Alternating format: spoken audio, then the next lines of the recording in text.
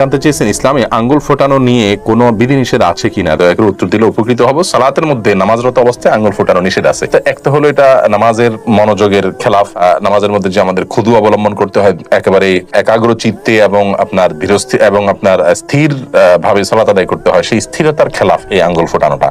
এই জন্য এটা হাদিসে নিষেধ আছে এবং এটাকে মাকরুহ বলা হয়েছে। তবে মৌলিকভাবে আঙ্গুল ফোটানোটা যেহেতু অস্বাস্থ্যকর একটি বিষয়, এখন বিজ্ঞান থেকে এটি জানতে পারি, অতএব প্রয়োজন ছাড়া বলতে এই সালাতের বাইরেও আপনার আঙ্গুল ফোটানো অনুচিত। কিন্তু শরীয়তে বা বিধিনিষেধটা শুধু সালাতের জন্য রয়েছে। সালাতের বাইরে কেউ আঙ্গুল ফোটালে সেটি নিষেধ হবে এরকম কোনো কথা নেই।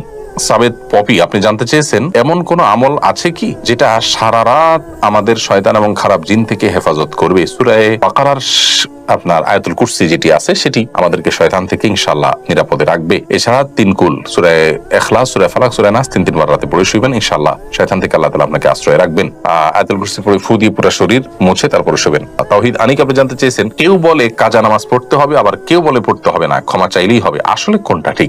না, যারা বলেন যে পড়তে হবে না তারা ক্ষমা চাইলেও হবে এটা বলেন না, তারা বলেন যে এটা মাফ, পড়াই লাগবে না। আসলে এই ক্ষেত্রে আমি যে মতটাকে অধিকতর বিশুদ্ধ মনে করি সেটি হলো পড়তে হবে। যারা মনে করেন সালাত ইচ্ছাকৃত আদায় না করলে কাফের হয়ে যায়, তাদের মতে যিনি সালাত আদায় করেন তিনি তো কাফের হয়ে গেছেন। নতুন করে সালাত আদায় শুরু করেছেন মানে নতুন করে ঈমান এনেছেন, তো কাফের হয়ে যাওয়া অবস্থায় নামাজ ত্যাগ করেছেন, সেগুলোর জন্য কোনো হিসেব নেই। কিন্তু তার সঙ্গে স্বামী স্ত্রীর বিচ্ছেদের সম্পর্কটাও চলে আসবে, অনেক বিষয় জটিলতা সেখানে দেখা দিবে এবং আসবে বিধানগুলো। একজন মুসলিম এবং কাফেরের সাথে পার্থক্য নির্ধারণকারী বিষয়।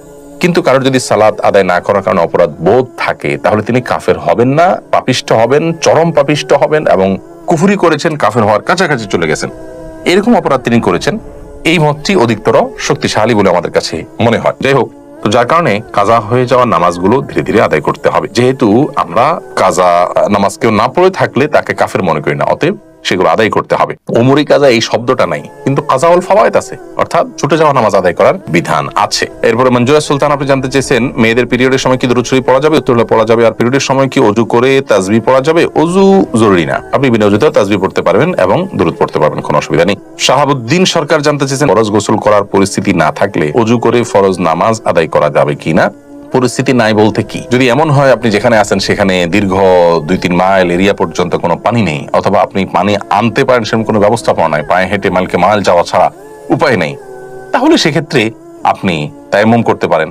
অল্প পানি থাকলে সেটা দিয়া আপনি ওযু করলেন।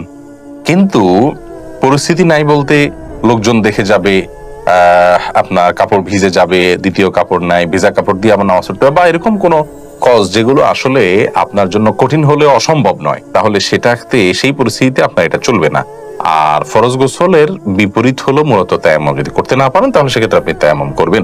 সিরাজুল ইসলাম নবীন জানতে চেয়েছেন টয়লেট থেকে বের হয়ে ওযু করার কতটা জরুরি? ওযু অবস্থায় থাকা ভালো, যথাসম্ভব আপনি টয়লেটে গেলেন, ওযু করলেন, এখন টয়লেট থেকে যেহেতু বের হয়েছেন অথবা আপনি ওযু করে নিতে পারলে ভালো, কিন্তু আপনার জন্য জরুরি না, মোটেও জরুরি না যে টয়লেট থেকে বের হলেই আপনাকে ওযু করতে হবে, এমনটি কোনো কথা নেই। আর সুরাইম আইডি থেকে আপনি জানতেছেন তাড়াতাড়ি বিয়ে হওয়ার দোয়া আছে কিনা? না ভাই, তাড়াতাড়ি বিয়ে হওয়ার জন্য আসলে বিশেষ কোনো দোয়া নাই, তবে সূরা ফুরকান আয়াত নম্বর 74 রব্বানা হাব লানা মিন আজওয়াজিনা, এই রব্বানা থেকে আয়াতের শেষ পর্যন্ত এটুকু বিভিন্ন সময় বারবার করে পড়বেন, বিনা ওযুতেও পড়তে পারেন, কোনো নির্দিষ্ট সংখ্যায় নাই, বিশেষ করে পড়বেন। এখানে আল্লাহর কাছে নেককার জীবন সঙ্গী পাওয়ার জন্য দোয়া রাখা হয়েছে, আপনি সেটা পাঠ করতে পারেন। কিন্তু স্পেসিফিকলি কোনো আমল নাই যেটা আমল করলেই আপনার দ্রুত বিয়ে হয়ে যাবে। আপনি উপার্জন করবেন, অভিভাবকদেরকে বোঝাবেন এবং কোন পরিস্থিতি আপনার কি করণীয় কোন আলেমের কাছ থেকে ডিরেকশন নিয়ে আপনি ডিসিশন নেবেন, ইনশাআল্লাহ বিদিনিল্লাহ আল্লাহ রাব্বুল আলামিন সহজ করে দিবেন। আব্দুল্লাহ আপনি জানতেছেন যদি গোপনে বারবার নারী কিংবা পুরুষ ব্যভিচার করে এবং সেই গুনার জন্য যদি গোপনেই আবার খালেস তওবা করে তাহলে কি আল্লাহর কাছ থেকে ক্ষমা পাওয়ার আশা করা যাবে? ব্যভিচার যদি জীবনে হয়ে যায় তাহলে তওবা যদি খালেস অন্তরে করে আর কখনো করবে না সেমন প্রতিজ্ঞা করে এবং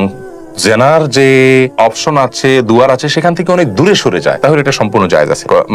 সালিসের তওবা আল্লাহ তাআলা অবশ্যই কবুল করবেন এবং প্রকাশ্যে দিওয়ালোকে তওবা করুক আর গোপনে তওবা করুক, সব তওবাই আল্লাহর কাছে ক্ষমা চাইলে আল্লাহ তাআলা মাফ করবেন। এমন না যে আপনার প্রকাশ্যে করলে মাফ হবে না, গোপনে করলে মাফ হবে, বরং তওবা যদি করার মতো করেন, তওবা শব্দের অর্থ কিন্তু ফিরে আসা, তার মানে আপনি আপনার অবস্থান পরিবর্তন করেছেন, আপনি আর কখনো এই পথে যাবেন না সে মর্মে প্রতিজ্ঞা করেছেন, যেটা হয়েছে তার জন্য লজ্জিত হয়েছেন এবং গুনাহ হতে পারে সেরকম সমাজ এবং পরিবেশ থেকে নিজেকে সরিয়ে নিয়েছেন, এটাই তওবা। এরকম তওবা যদি আপনি করতে পারেন আল্লাহ তাআলা সব ধরনের গুনাহই মাফ করেন, প্রকাশ্য।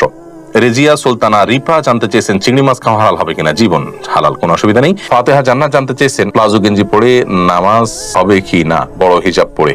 হিজাব যদি উপরে বড় পরা থাকে তাহলে সেক্ষেত্রে নামাজ হয়ে যাবে, এতে কোনো সন্দেহ নাই। মেয়েদের চুল কাটার বিধান কি, কতটুকু কাটা যাবে? মেয়েদের চুল আপনি কাটতে পারেন যদি সেটা পুরুষের মতো হয়ে যাচ্ছে, পুরুষ মেয়ে পার্থক্য করা যাচ্ছে না, এতদূর যদি না কাটেন। এবং কোনো ফাসেক মেয়েদের যারা চুলের বিভিন্ন স্টাইল করে কেটে কেটে তাদের সাথে সাদৃশ্য গ্রহণের উদ্দেশ্যে বা সাথে সাদৃশ্য হয়ে যায় সেরকম যদি না কাটেন, কথার কথা আপনি 2 ইঞ্চি 4 ইঞ্চি কাটলেন, বেশি লম্বা হয়ে যাচ্ছে, আপনার জন্য কন্ট্রোল করা কঠিন হয়ে যাচ্ছে, আপনি কাটতে পারেন। উম্মুল মুমিনিনদের কেউ কেউ চুল কেটেছেন, এটি বিশুদ্ধ হাদিস দ্বারা প্রমাণিত। অতএব এটুকু আপনি কাটতে পারেন, কিন্তু কাটতে কাটতে যদি একেবারে পুরুষের মতো করে ফেলেন তাহলে সেটা উচিত নয়। কারণ পুরুষের সাথে সাদৃশ্য গ্রহণকারী নারীদের প্রতি আল্লাহ লানত বর্ষিত হয়েছে, ঠিক একইভাবে মেয়েদের সাথে সাদৃশ্য গ্রহণকারী পুরুষদের প্রতিও আল্লাহ তাআলার লানত বর্ষিত হয়েছে। সুবর্ণা, আপনি জানতে চেয়েছেন ঘরে ছোট মেয়ে বাবু আছে, সাথে আছে তার অনেক খেলনা এবং পুতুল, রুমে পুতুল থাকলে নামাজ পড়লে হবে কিনা, আমি কনফিউজড আছি, উত্তর অপেক্ষা করব।